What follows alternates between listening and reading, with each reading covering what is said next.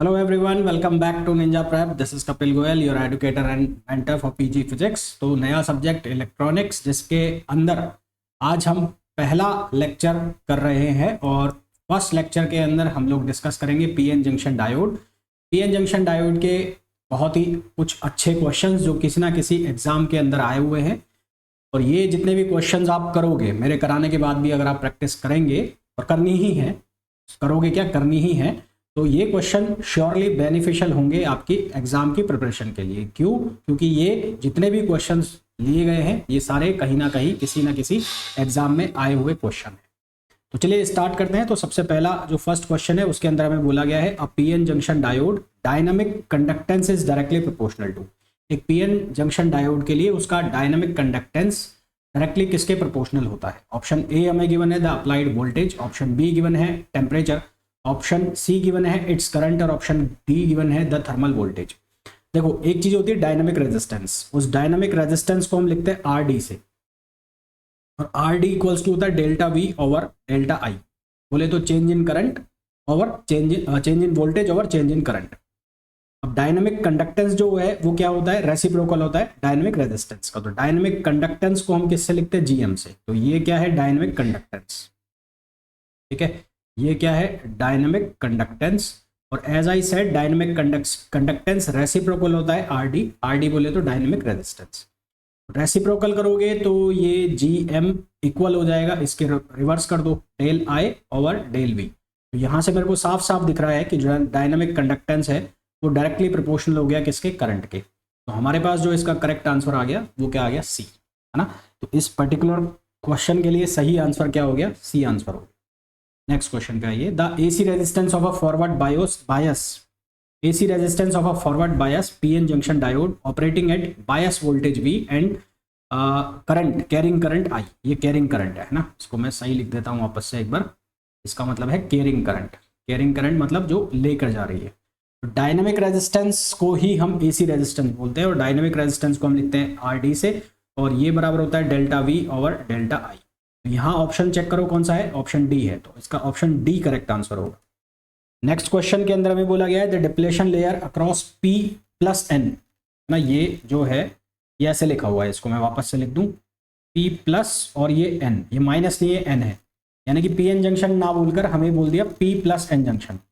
P plus N junction और इसमें तो हमें पूछा है डिप्लेशन लेयर जो है उसकी क्या पोजीशन रहेगी, मतलब mostly in P region depletion layer जो है वो मोस्टली पी रीजन के अंदर होगा। ऑप्शन बी है डिप्लेशन जो लेयर है मोस्टली एन रीजन के अंदर होगी। ऑप्शन सी है equally in both the P plus and N region, दोनों के अंदर सेम सेम होगा। और ऑप्शन डी है entirely in the P plus region, सारी की सारी पी प्लस रीजन के अंदर होगी। देखो अगर मैं पी प्लस की बात कर रहा हूँ, है ना, अगर मैं पी प्लस की बात कर रहा हूँ, पी प्लस का मतलब है हैविली डोपिंग। पी प्लस का मतलब क्या है, डोपिंग बहुत ज्यादा हो रही है, तो heavily doping, P plus means heavily doping. और एन इसमें क्या रह जाएगा, मॉडरेट डोपिंग। एन का मतलब क्या होगा, moderate doping. Moderate doping, P plus का मतलब होगा हैवी डोपिंग और एन प्लस का मतलब, एन का मतलब हो जाएगा मॉडरेट डोपिंग।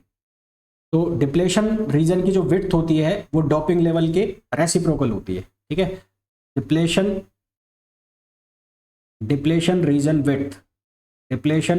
रीजन विड्थ जो है वो रेसिप्रोकल होती है, किसके रेसिप्रोकल होती है, डोपिंग लेवल के। डोपिंग का जो लेवल होता है उसके ये रेसिप्रोकल होती है। कहने का मतलब अगर डोपिंग ज़्यादा होगी तो डिप्लेशन रीजन की जो विड्थ है वो कम हो जाएगी। तो पी प्लस में जो डोपिंग है वो ज़्यादा हुई है, तो ज़्यादा हुई है तो पी प्लस साइड में जो डिप्लेशन लेयर की विड्थ है वो क्या हो जाएगी, कम हो जाएगी।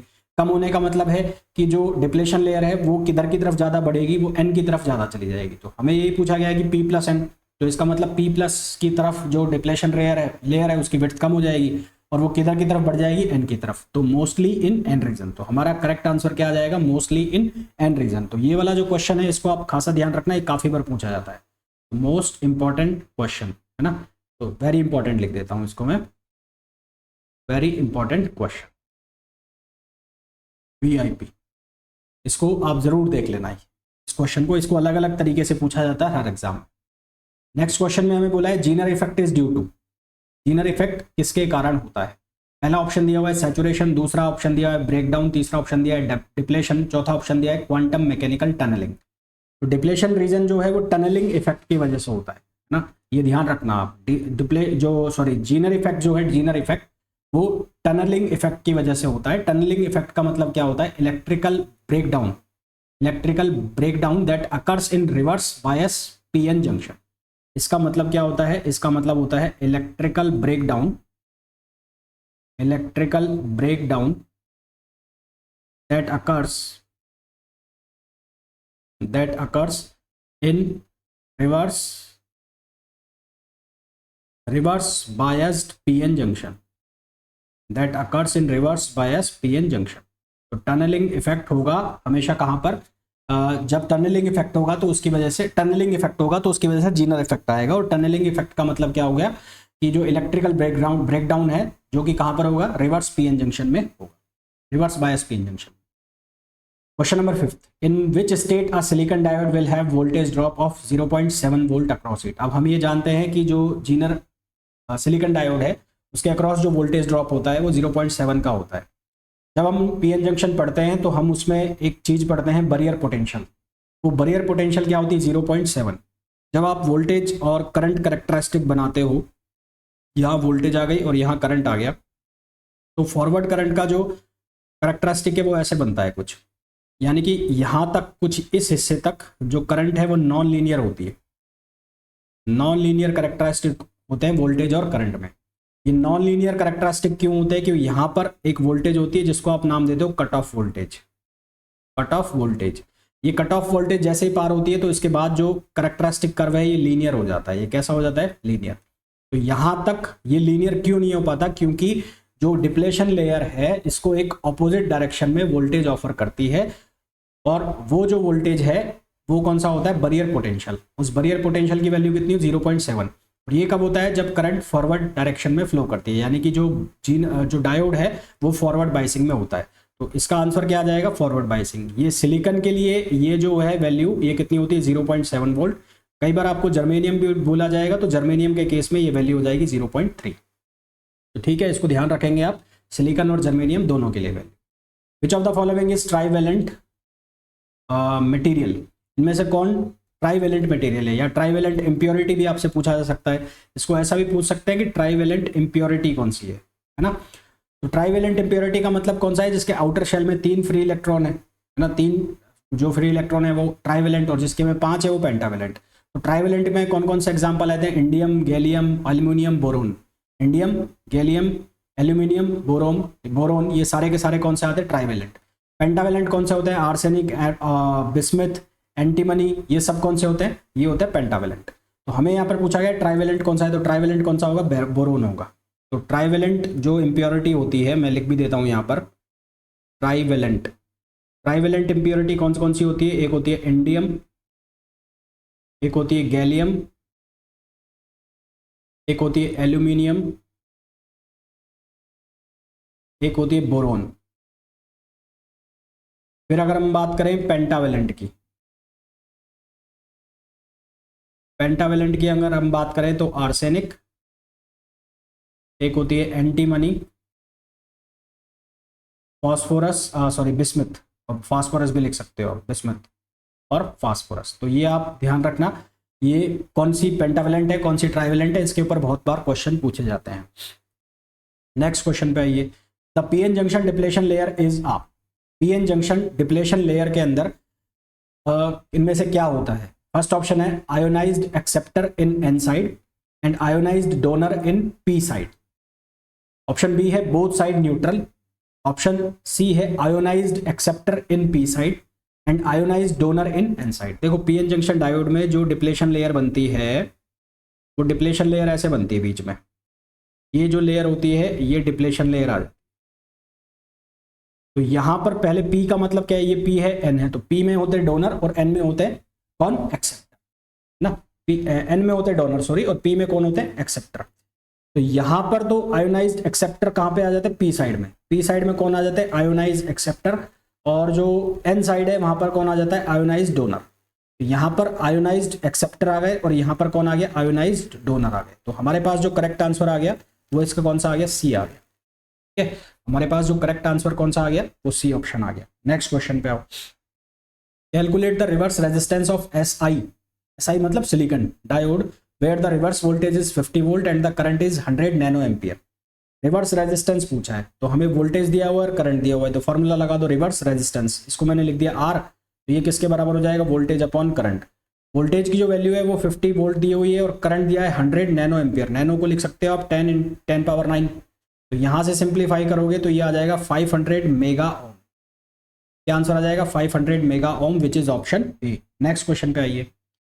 क्वेश्चन नंबर 9 में हमें बोला है which type of breakdown occurs in normal PN junction diode. Normal PN junction diode में किस तरह का ब्रेकडाउन होता है। नॉर्मल जंक्शन डायोड में जो ब्रेकडाउन होता है वो अवलांच ब्रेकडाउन होता है। कौन सा ब्रेकडाउन होता है, अवलांच। अब ये अवलांच ब्रेकडाउन क्या होता है, जब हम हाई रिवर्स वोल्टेज अप्लाई करते हैं पीएन जंक्शन को, जब हम पीएन जंक्शन को हाई रिवर्स वोल्टेज अप्लाई करते हैं तो जो उसके माइनॉरिटी चार्ज कैरियर्स हैं वो उनको क्या मिल जाती है, उनको हाई एनर्जी मिल जाती है, वो गेन कर लेते हैं एनर्जी को, और जब वो लार्ज अमाउंट में एनर्जी को गेन कर लेते हैं तो वो एक्सेलरेट करते हैं और उसकी जो वेलोसिटी है वो बढ़ जाती है, तो उससे जो ब्रेकडाउन है, जो डिप्लेशन लेयर है उसका क्या हो जाता है, ब्रेकडाउन हो जाता है, और उस टाइम जो वोल्टेज होता है उसको हम क्या कहते हैं, अवलांच ब्रेकडाउन। तो इसमें आपसे ये भी क्वेश्चन पूछा जा सकता है कि अवलांच ब्रेकडाउन में कौन से चार्ज कैरियर्स को एनर्जी मिल जाती है। तो कौन से चार्ज कैरियर्स को एनर्जी मिल जाती है, यहाँ पर जो एनर्जी मिल जाती है वो माइनॉरिटी चार्ज कैरियर्स को मिल जाती है। नेक्स्ट क्वेश्चन पे आ जाओ। क्वेश्चन नंबर 10 में हमें बोला है peak inverse voltage is applied across a diode when it is. Peak inverse voltage एक डायोड को कब अप्लाई किया जाता है। ऑप्शन ए है ऑन कंडीशन में, ऑप्शन बी है हीट सिंक कंडीशन में, ऑप्शन सी है रिवर्स बायस में, और ऑप्शन डी है फॉरवर्ड बायस में। तो ऑप्शन तो आंसर तो इसका क्या आ जाएगा, रिवर्स बायसिंग में। पीक इनवर्स वोल्टेज क्या होता है, पीक इनवर्स वोल्टेज वो वोल्टेज जिसको जब अप्लाई किया जाता है, कब, जब जो डायोड है वो रिवर्स डायरेक्शन में होता है ना, रिवर्स डायरेक्शन में होता है, after the depletion layer is damaged. ठीक है, कब अप्लाई किया जाता है, रिवर्स बायसिंग में। रिवर्स बायसिंग में भी कब, जब जो डिप्लेशन लेयर है डैमेज हो जाता है। ठीक है, when diode is reverse bias, diode is reverse biased and depletion layer is damaged, depletion layer is damaged, then we apply peak inverse volt। तो इस केस में हम क्या अप्लाई करते हैं, पीक इनवर्स वोल्टेज अप्लाई करते हैं। नेक्स्ट क्वेश्चन पे आइए। The maximum power dissipated by a diode is. एक डायोड द्वारा मैक्सिमम पावर कितनी डिसिपेट किया जाती है। तो पावर जो मैक्सिमम होती है वो होती है VD into I D. VD का मतलब क्या होता है, voltage drop and current in flowing through it. Forward voltage drop, VD का मतलब होता है forward voltage drop, forward voltage drop, ये किसका मतलब है, वीडी का। आईडी का मतलब क्या है, current flowing through it, current flowing through it, ये किसका मतलब है, वीडी का। तो हमारे पास जो करेक्ट आंसर आ गया वो क्या आ गया, ए आ गया। नेक्स्ट क्वेश्चन पे आइए। AC resistance of diode means. अब एसी रेजिस्टेंस का मतलब क्या होता है, जो इसका डायनेमिक रेजिस्टेंस होता है डायोड का, उसी को हम क्या नाम देते हैं, एसी रेजिस्टेंस। तो हमारे पास करेक्ट आंसर क्या आ जाएगा, बी आंसर करेक्ट आ जाएगा। For ideal zener diode the voltage drop across the diode is equals to. Ideal zener diode के लिए voltage drop across the diode कितना होता है। तो अक्रॉस द डायोड जो वोल्टेज होगा वो कितना होगा, 0। ठीक है, कितना होगा, 0। क्यों, क्योंकि जो जीनर डायोड है हमेशा रिवर्स डायरेक्शन में काम करता है। तो आइडियल जीनर डायोड के केस में voltage drop across the diode जो वोल्टेज ड्रॉप होगा वो कितना हो जाएगा, 0 हो जाएगा आइडियल कंडीशन में, क्योंकि वहां पर उस टाइम वो कोई ड्रॉप ही नहीं होने देगा, तो 0। Next question. Zener diode breakdown voltage fill in the blanks with temperature. तो जीनर डायोड का ब्रेकडाउन वोल्टेज टेम्परेचर के साथ, पहला ऑप्शन है डिक्रीज करता है, दूसरा ऑप्शन है कांस्टेंट रहता है, तीसरा ऑप्शन है इंक्रीज करता है, और चौथा ऑप्शन है मे इंक्रीज और डिक्रीज। हमें ये बताना है कि जो जीनर डायोड का ब्रेकडाउन वोल्टेज है उसका टेम्परेचर के साथ क्या रिलेशन है। ठीक है, तो जीनर डायोड का जो ब्रेकडाउन वोल्टेज है, जैसे जैसे टेम्परेचर बढ़ेगा तो जो ब्रेकडाउन वोल्टेज है वो डिक्रीज करेगा। क्यों करेगा, क्योंकि जैसे जैसे कि वो जो नेगेटिव टेम्परेचर जो कॉफिशिएंट है वो क्या हो जाएगा, इंक्रीज हो जाएगा, है ना। तो इसलिए जो ब्रेकडाउन वोल्टेज है वो क्या करेगा, डिक्रीज करेगा। तो मैं यहाँ लिख भी देता हूँ reason, voltage decrease with increase in temperature, with increase in temperature as the temperature increases as the temperature increases creating a negative temperature coefficient, as the temperature increases creating negative temperature coefficient,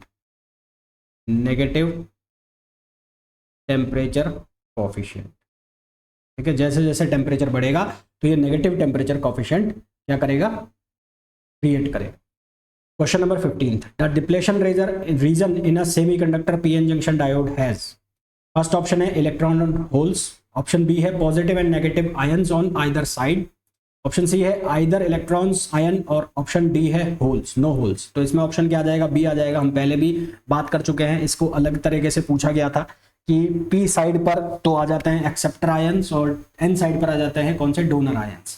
तो यहाँ पर acceptor और donor ना लिखकर positive और negative लिख दिया, तो आएंगे इसमें आयंस, इसमें कभी भी इलेक्ट्रॉन्स और होल्स मत लिख देना डिप्लेशन रीजन के केस में। तो ऑप्शन हो जाएगा इसका बी। फिर क्वेश्चन नंबर 16 में हमें बोला है consider the following statement for a PN junction diode. पहला स्टेटमेंट है it is an active component, active component तो है नहीं। एक्टिव कंपोनेंट का मतलब वो होता है जो ओम्स लॉ को फॉलो करता है, तो ओम्स लॉ को तो ये फॉलो करेगा ही नहीं, तो ये तो गलत हो गया। सेकंड है depletion layer width decrease with forward biasing, बिल्कुल ठीक है। जैसे जैसे फॉरवर्ड बायसिंग आप करोगे तो डिप्लेशन लेयर की विड्थ कम होगी, जबकि रिवर्स बायसिंग में डिप्लेशन लेयर की विड्थ बढ़ती है। Third option in the reverse biasing case saturation current increase with increase in temperature. Saturation current का मतलब क्या होता है, जब रिवर्स बायसिंग में लीकेज करंट फ्लो करती है तो सैचुरेशन करंट फ्लो करती है। सैचुरेशन करंट डिपेंड करती है किसके ऊपर, करंट टेम्परेचर के ऊपर। जैसे जैसे टेम्परेचर बढ़ेगा सैचुरेशन करंट की वैल्यू क्या होगी, इंक्रीज होगी। तो हमारा सेकंड और थर्ड ऑप्शन सही है। तो ऑप्शन चेक करो कौन सा सही है, तो ऑप्शन सी इसके लिए करेक्ट आंसर होगा। नेक्स्ट क्वेश्चन पे आइए। क्वेश्चन नंबर 17 में हमें बोला है with the increase of reverse bias in a PN diode the reverse current, यदि इंक्रीज किया जाए रिवर्स बायस को तो रिवर्स करंट पर क्या इफेक्ट पड़ेगा। देखो अभी मैंने आपको बताया रिवर्स करंट मतलब सैचुरेशन करंट, वो सैचुरेशन करंट डिपेंड करती है टेम्परेचर के ऊपर, यानी कि टेम्परेचर चेंज होगा तो उसकी वैल्यू में चेंज होगा, वो फंक्शन है टेम्परेचर का, वो वोल्टेज का फंक्शन नहीं है। तो यहाँ पर हमें बोला है कि increase in reverse bias, increase in reverse bias का मतलब है यदि वोल्टेज रिवर्स वोल्टेज के अंदर चेंज किया जा रहा है, और मैं आपको ये बोल रहा हूँ कि जो रिवर्स करंट है या सैचुरेशन करंट है वो टेम्परेचर का फंक्शन है, वो वोल्टेज का फंक्शन नहीं है। तो इसका मतलब वो वोल्टेज पर डिपेंड ही नहीं करेगी, वो डिपेंड नहीं करेगी तो वो क्या रहेगी, उससे कांस्टेंट। तो ऑप्शन क्या आ जाएगा, ऑप्शन सी सही आंसर आ जाएगा। नेक्स्ट क्वेश्चन पे आओ, ये रटने वाला क्वेश्चन है the maximum depletion layer with in silicon is. Silicon के केस में मैक्सिमम डिप्लेशन लेयर की विड्थ कितनी होती है, तो इसका सीधा सा आंसर लगाओगे आप 0.857 म्यू एम। क्या आंसर लगाओगे, 0.857 म्यू एम। नेक्स्ट क्वेश्चन पे आओ, in a semiconductor diode cut in voltage is the voltage. Semiconductor diode के केस में कट ऑफ वोल्टेज क्या होता है, तो अभी मैंने आपको बताया था थोड़ी देर पहले कि एक बैरियर पोटेंशियल होता है, वहां तक करंट नॉन लीनियरली बढ़ता है वोल्टेज के साथ फॉरवर्ड बायसिंग में, जैसे ही वो वोल्टेज पार होता है तो वो लीनियर हो जाता है। तो जिस वोल्टेज पे वो नॉन लीनियर से लीनियर हो रहा है उसको हम कहते हैं कट ऑफ वोल्टेज। तो इसका सही ऑप्शन क्या आएगा, up to which current is small. Current भाई नीचे ही चल रही थी ना, आपने ये ग्राफ पढ़ा था तो करंट की वैल्यू कम थी, और जैसे ही ये कट ऑफ वोल्टेज पहुंचा था करंट एकदम से बढ़ गया था। तो हमारे पास सही आंसर कौन सा हो जाएगा, इसका बी। नेक्स्ट और last question, avalanche breakdown in a semiconductor diode occurs in when. Avalanche breakdown semiconductor के केस में कब होता है, तो कब होगा, जब हाई रिवर्स वोल्टेज डायोड को अप्लाई कर दी जाएगी तो उस केस में अवलांच ब्रेकडाउन होगा। तो reverse bias exceed a certain value, जब हाई रिवर्स बायस यानी कि जब रिवर्स वोल्टेज एक सर्टेन वोल्टेज से भी ज्यादा हो जाएगी तो उस केस में अवलांच ब्रेकडाउन हो जाता है। तो ये कुछ क्वेश्चंस थे पीएन जंक्शन डायोड के, बहुत ही बेसिक क्वेश्चन थे। इसके बाद हम कुछ न्यूमेरिकल्स वाले क्वेश्चन भी लेंगे। तो ये इलेक्ट्रॉनिक्स का जो सब्जेक्ट है आपका, ये पर्टिकुलर किसी एग्जाम के लिए आपके बहुत मस्त एकदम सब्जेक्ट हो जाएगा। ये जितने भी क्वेश्चंस हैं ये किसी ना किसी एग्जाम में आए हुए क्वेश्चन हैं जिनसे आपकी प्रिपरेशन और ज़्यादा बेहतर हो जाएगी। तो मिलेंगे नेक्स्ट लेक्चर में, till then thank you, bye bye.